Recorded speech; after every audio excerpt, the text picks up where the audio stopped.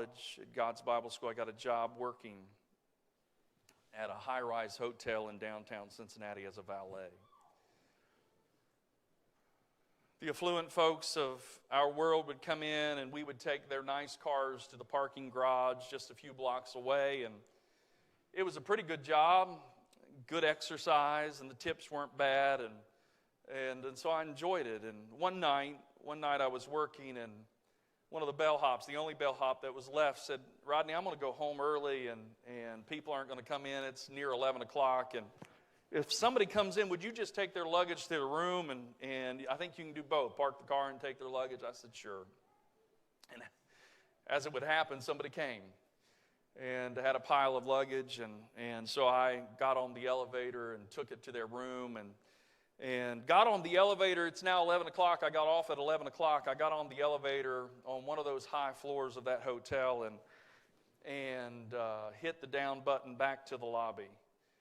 And I descended just a little bit, and the elevator stopped.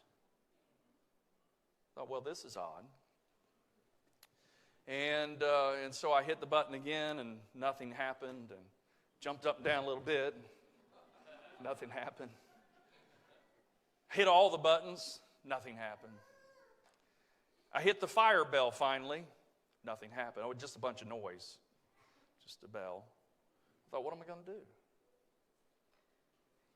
Then I looked down, and in that elevator, there was a little door that said telephone. And I opened the door and picked up the phone. I didn't know who I was calling. And when I picked it up, the phone was already ringing when I put it to my ear.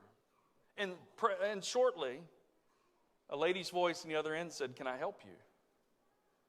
And I said, "Yes, I'm stuck in an elevator." She didn't know what to do. She said, "I've never had this happen before." I said, "I haven't either." She said, "Have you pushed the buttons?" I said, "I have. I've even jumped up and down. I've done everything. This thing is stuck. I've even tried to pry the doors open. Can't get out." She said, I'll call the maintenance guy on call and we'll see." I said, "Okay."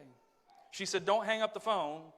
And so I kind of stood there for a while and got tired of standing, and sat down, got tired of sitting, and kind of laid down.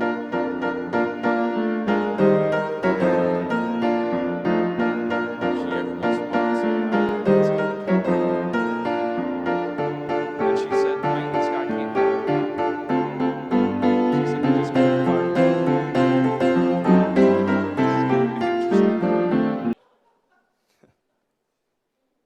A few minutes later, I'd been on there, I think, nearly an hour at this point. And I was enjoying it. I'm not claustrophobic.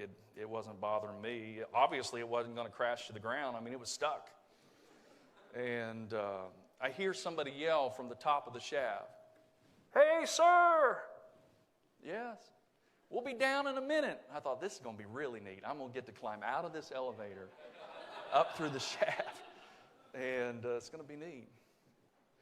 And so I hear banging and working, and then I hear some banging and working outside the door, and all of a sudden, the door is pried open.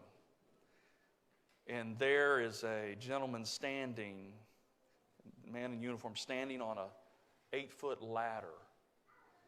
And there's about this much space between the ceiling of where he is and the floor of the elevator.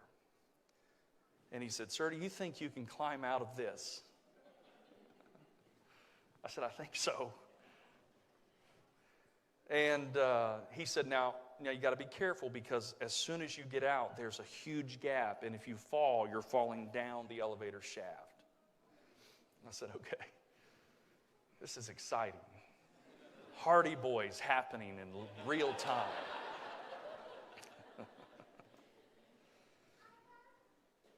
I climbed out carefully, and he was right. There was a chasm right there. And obviously I made it, right?